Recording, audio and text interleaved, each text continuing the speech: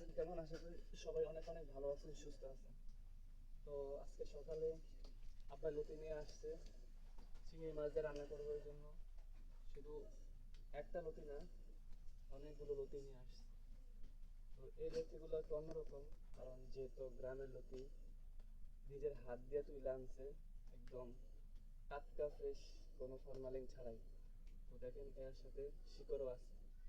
এরকম লতি প্রথমবার দেখছি, কারণ যেহেতু ঢাকা থাকা পরে অবশ্যই দেখা হয় না। দেখেন একদম শিকড়ালা লতি, একদম মনে হয় কি রাজা লতি। তো এটা আজকে চিংড়ি মাছ দিয়ে রান্না করবো আমরা। তো এখানে অনেকটি লতি আছে, একদম সব দিনের লতি শিকড় দিয়ে ভরা, মনে হয় কি কোনো চাষ করে নেই, বন জঙ্গলে হয়েছে। একদম সাদা সাদা শিকড়ালা লতি।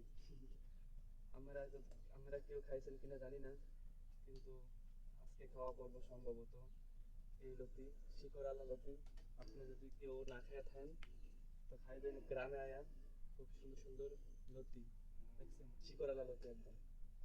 আর এইখানে আগে মগো রাধাস ছিল, এখন এই রাধাস বিক্রি করে লাইছে, এই জন্য রাধাস নাই, কিন্তু বস্তু আছে ফ্রিজে।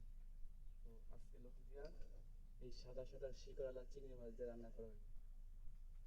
খাইতে হেব্বি মজা হইব মনে হয়, কারণ যেহেতু দেশি লতি। আপনি যদি খাইতে চান অবশ্যই কমেন্টে জানান।